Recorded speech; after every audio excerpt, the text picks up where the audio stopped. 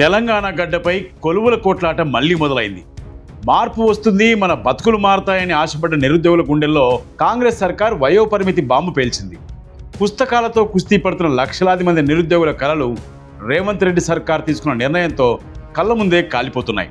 నిరుద్యోగులకు కాంగ్రెస్ ఇచ్చిన పెద్ద గిఫ్ట్ ఏజ్ లిమిట్ షాక్. గత ప్రభుత్వం ఇచ్చిన 10 ఏళ్ల సడలింపు గడువు ముగిసిపోయింది. కొత్త ప్రభుత్వం కనీసం మరో 2 ఏళ్లు పొడిగిస్తుందని కళ్ళు కాయలు కాసేలా ఎదురు చూశారు.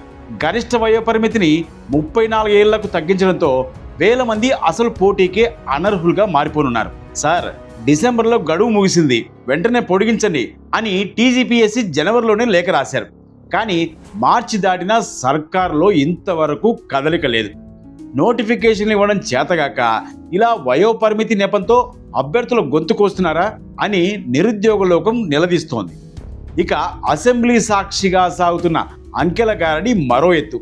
2 ఏళ్లలో 67,000 ఉద్యోగాలు ఇచ్చాం అని రేవంత్ సర్కార్ చెప్తుంటే తీరా లెక్కలు చూస్తే తేలిపోయింది ఏంటంటే ప్రభుత్వం స్వయంగా ఒప్పుకున్న లెక్కల ప్రకారం కేవలం 16,000 సాధారణ ఉద్యోగాలు మాత్రమే ఇచ్చిందని. అవి కూడా పాత ప్రభుత్వం ఇచ్చిన నోటిఫికేషన్ల ఫలితాలే అని విశ్లేషకులు భావిస్తున్నారు. మరి ఎన్నికల ముందు ఊదరగొట్టిన ఏడాదికి 2 లక్షల ఉద్యోగాలు ఏమయ్యాయో తెలియదు. జాబ్ క్యాలెండర్ గాల్లో కలిసిపోయింది.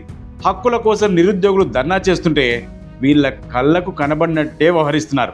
కేవలం యువతే కాదు, జీవితాంతం సేవ చేసి రిటైర్ అయిన వృద్ధులు కూడా నేడు రోడ్డెక్కుతున్నారు. పెన్షన్ బెనిఫిట్స్ రాక ఆసుపత్రి పాలవుతున్నారు.